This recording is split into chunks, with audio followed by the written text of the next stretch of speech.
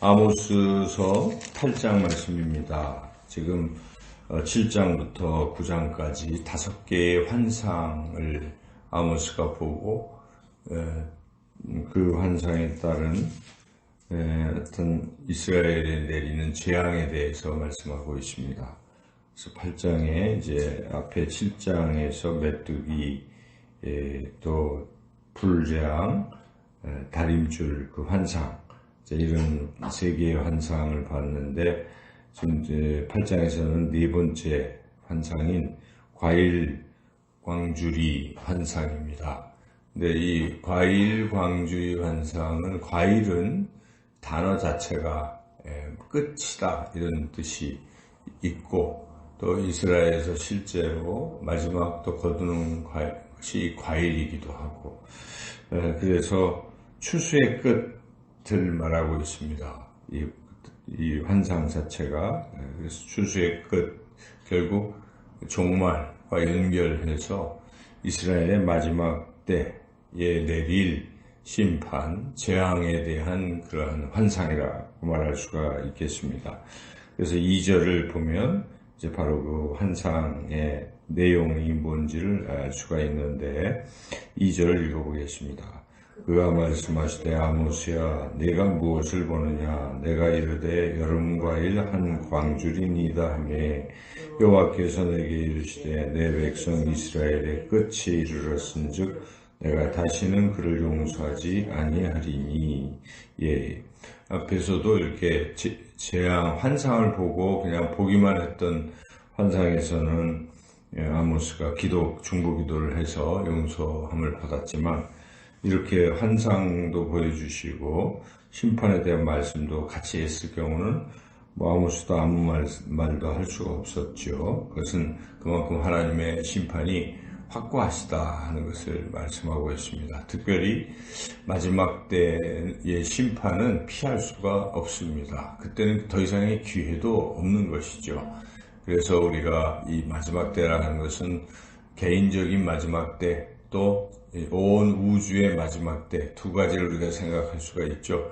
개인적인 종말은 우리가 결국 죽을 때를 말합니다. 사람이 한번 태어나지만 또 때가 되면 누구나 다 이 세상을 떠나는 그런 때가 있는 것이죠. 한번 죽는 것은 사람에게 정한 것이라 히브리서 9장 27절에 말씀하고 있습니다. 그런데 한번 죽는 것은 사람에게 정한 것이지만 그 후에는 심판이 있으리라고 또 말씀을 하셨기 때문에 선악간에 누구든지 하나님의 심판대 앞에 선다라고 성경은 분명히 말씀하고 있습니다. 그래서 누구든지 하나님의 심판대 앞에 서는 날이 있다 하는 것입니다.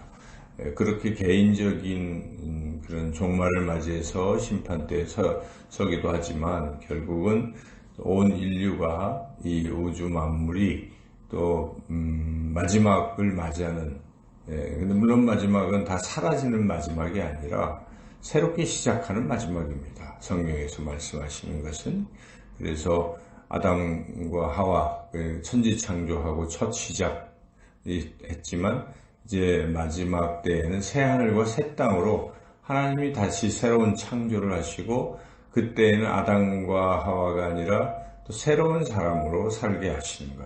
인류의 새로운 부활이 또 있는 것이죠. 예수 그리스도를 믿는 사람들은 새롭게 부활해서 살아가는 새하늘 새 땅에서 살아가는 그런 마지막 종말이 있죠. 그럼 과연 그 마지막 종말에 누가 새롭게 새하늘 새 땅에서 하나님과 함께 새롭게 변화되어 영원히 살 수 있는 것인가? 예수 그리스도를 믿는 사람입니다. 예수님을 믿을 때 우리의 죄의 사함을 받아서 우리가 죄인이 아니라 의인으로 새롭게 또 예수님의 부활을 믿는 이들은 이 주님이 부활하셨기 때문에 다시 재림하실 때 첫 열매가 되신 부활의 첫 열매가 되신 예수님과 함께 우리 자신도 새롭게 부활하게 될 것입니다. 그래서 그런 사람들은 마지막에 새롭게 살아가게 되는 것인데 그렇지 못한 사람들은 결국 오늘 이 주신 말씀대로 과일하는 광주리의 그 환상처럼 마지막 끝에는 결코 하나님의 용서하심이 없고 예수님 믿지 않는 죄로 결국 믿지 않는 죄로 영원한 지옥에 살아갈 수밖에 없다 하는 것인데요. 그런데 오늘 이 말씀에서는 그렇게 예수님을 믿고 심판은 때에 새롭게 살아갈 그 사람의 모습이 어떤가를 우리에게 알려주고 있습니다. 이스라엘 두 가지죠. 결국 하나님을 사랑하는 것과 이웃을 사랑하는 것입니다. 우리 예수님께서도 모든 율법은 결국 하나님 사랑과 이웃 사랑이라고 말한다. 이렇게 주님 분명히 말씀하셨죠. 오늘 본문에도 그런 하나님 사랑, 이웃 사랑, 그게 잘못됐기 때문에 이스라엘이 심판받는다는 것을 말씀하고 있는데 4절과 5절에 6절까지 이 세 절에 바로 하나님 사랑, 이웃 사랑이 잘못된 이스라엘 모습을 그 죄를 지적하고 있습니다. 4절에서 6절까지 함께 읽어보겠습니다. 가난한 자를 삼키며 땅에 힘없는 자를 망하게 하려는 자들아 이 말을 들으라. 너희가 이르기를 월삭이 언제 지나서 우리가 곡식을 팔며 안식일이 언제 지나서 우리가 밀을 내게 할고 에바를 작게 하고 세계를 크게 하여 거짓 저울로 속이며 은으로 힘없는 자를 사며 신 한 켤레로 가난한 자를 사며 찌꺼기 밀을 팔자 하는도다. 여기에 보면 대부분은 이웃, 가난한 이웃을 삼키고 이 이웃 사랑이 아니라 이웃을 착취하고 학대하고 억압하는 이러한 죄의 모습, 그리고 하나님을 사랑하지 않는 모습도 여기 나오는데 5절에 보시면 월삭이 언제 지나서 곡식 팔고 안식일이 언제 지나서 밀을 내게 할고, 이 말은 월삭과 안식일은 하나님께 예배드리는 때를 말하잖아요. 월삭은 한 달의 첫날, 첫째 날, 그리고 안식일은 매주 이렇게 돌아오는 거죠. 그런데 이럴 때가 가장 기본이 되는 시간이죠. 하나님께 예배드리는, 꼭 예배드려야 할 그런 날들에 이들이 기다리고 이 날에 하나님을 예배해야지 이런 마음과 반대로 이거 빨리빨리 지나갔으면 좋겠다. 월삭이 빨리 지나가서 우리 이제 돈 장사하고 우리 딸 돈 벌어야 되는데 이런 식의, 그러니까 마음에 있는 품은 것은 하나님을 예배하는 날을 손꼽아 기다리고 하나님을 예배하고 하나님께 영광 돌리고 살아가는 것이 아니라, 그날은 형식적인 날이요, 그날은 자기 시간 낭비하는 날 정도로 자기가 해야 할 일은 그것보다 더 중요한 월요일부터 토요일까지 삶이 더 중요한 사람들이죠. 그래서 교회는 다니긴 다니는데 의무적인 신앙생활을 하기는 하지만 또 일요일날 시간을 낭비해, 빨리 나 월요일부터 일을 해야 돼, 이제 이런 마음, 그것을 하나님 다 아시는 것인데 이스라엘 백성이 그러고 있었을 때 하나님이 바로 그 죄 때문에 결코 용서하지 아니하시겠다. 7절에 여호와께서 야곱의 영광을 두고 맹세하시되 내가 그들의 모든 행위를 절대로 잊지 아니하리라 하셨다. 그래서 우리가 하나님을 정말 잘 섬기고 경외하고 사랑하는 것이 얼마나 중요한 일인지 다시 한번 깊이 생각해야겠습니다. 그래서 이 구약의 말씀에 가장 중요한 말씀은 너는 온 마음과 정성과 힘과 모든 것을 다하여 주 여호와를 사랑하라. 이것이 가장 중요한 거예요. 그래서 신명기에 보면 이 말씀이죠. 이 말씀, 하나님을 그렇게 사랑하라 하는 것을 그들의 머리에도 이마에도 새기고 집에 들어갈 때 문설주에도 새기고 손목에도 새기고 하는 말씀이 이겁니다. 그 쉐마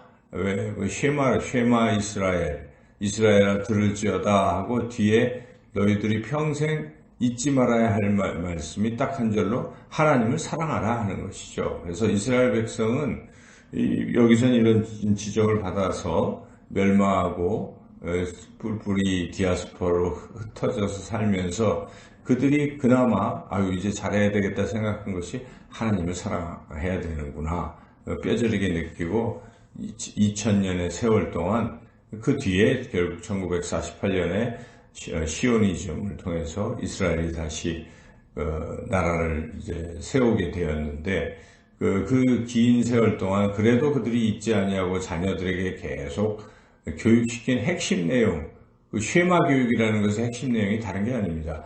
하나님을 사랑하라 하는 것이죠. 그래서 뒤늦게나마 그것이 회복이 되었는데, 근데 결국 우리 신앙에서도 핵심은 하나님을 경외하고 사랑하는 것입니다. 잠언, 전도서, 시편 핵심이 무엇입니까? 하나님을 경외하는 것이 지식의 근본이다 하는 것입니다. 하나님 사랑, 이 하나님 사랑에 대한 신앙을 우리가 잘 훈련해야 됩니다. 우리 어린아이들도 우리가 이번 수련회 가서도 아이들이 아직도 참 어려서 하나님 예배 시간에조차 막 때를 지어서 화장실로 가고 하는 것은 아직 이 기본이 안 돼 있는 것이죠. 잘못된 것입니다. 저도 언젠가 이 교회에 처음 초창기에 와서 제가 목회를 시작하는데 막 권사님도 예배 시간에 나가서 화장실 가고 핸드폰 하고 하는 그런 모습을 보면서 참 매우 안타까웠던 때가 있어요. 그것은 신앙의 기본이 안 된 것입니다. 적어도 예배 시간은 다른 거 해서 안 되지 않습니까? 그 시간은 하나님을 예배하는 시간, 어디서 핸드폰이 오면 그건 다 꺼놔야 되는데 그 막 핸드폰 받고 있는 사람들이 있어요. 그 얘기는 뭡니까? 여기에 나온 거 똑같습니다. 월상이 언제 지났어? 예배가 언제 끝나서? 예배 중이라도 내 바쁜 일은 내가 하겠다는 것과 무엇이 다르겠습니까? 우리가 신앙의 기본이 돼야 되는 것이죠. 그래서 예배만큼은 목숨을 걸고 하나님께, 그럴 때 그게 하나님 사랑의 표현이라는 것이죠.